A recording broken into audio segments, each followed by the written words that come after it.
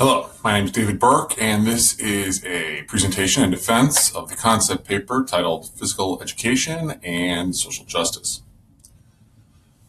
The context for this study is that in today's demanding educational standards, physical education is still in an undetermined final position, so to speak, for its value and its worthiness. And social justice is an opportunity for PE to really have an impact beyond just regular fitness and sports skills.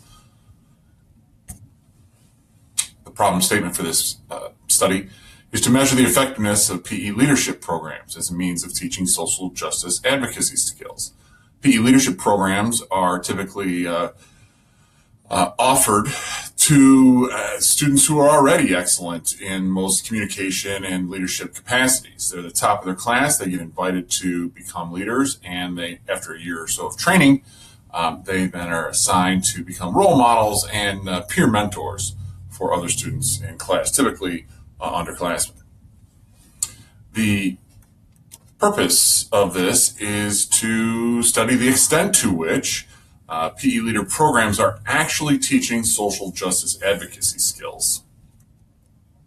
So some themes came out in the review of literature, and mainly related to this is that there's a need for physical education, teacher education programs to incorporate to incorporate social justice into their curriculum.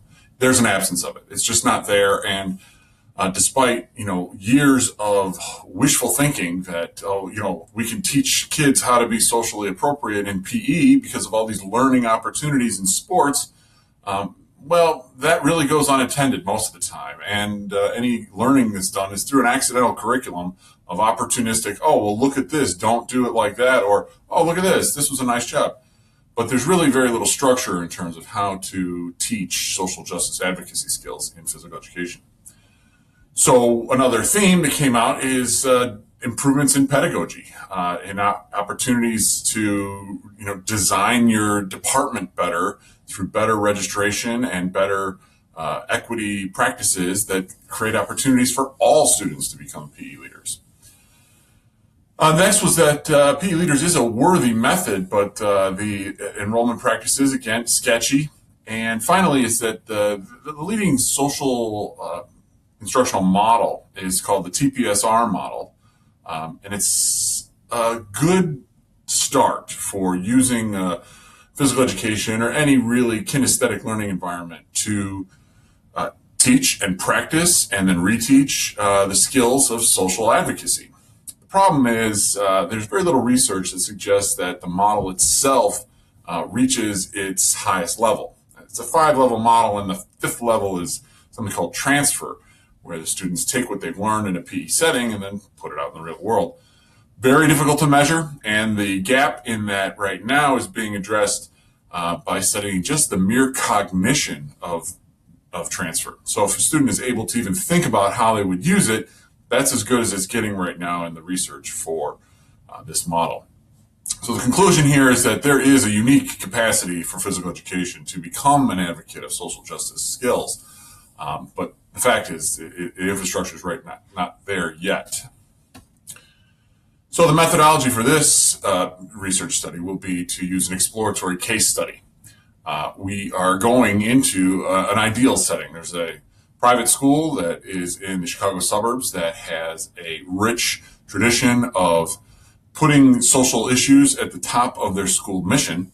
So if we're not teaching social justice advocacy skills in their PE leadership program, it's probably not happening anywhere. So this is really an ideal situation, and I'm hoping that we can find some evidence that this is actually working.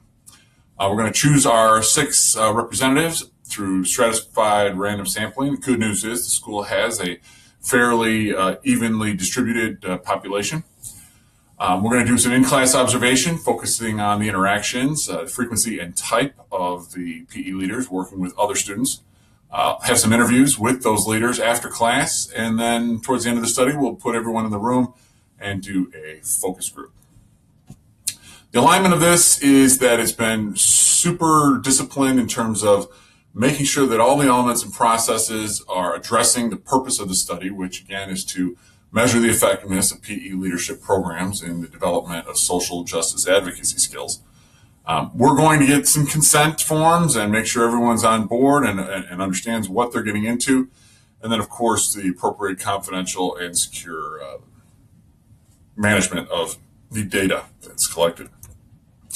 My main reference here today, at least in this presentation, is through Hellison. Don Hellison was a leader in the teaching personal and social responsibility movement. It actually was his brainchild, and through his work in the very poor areas of Chicago, he discovered that there was an effective process of gaining students' trust and engagement and learning through really a deconstructed approach to physical education. So by incorporating the responsibility and relationship piece into a learning environment where there's flying balls and bats and frisbees, by putting that into a different context, he really achieved much greater results.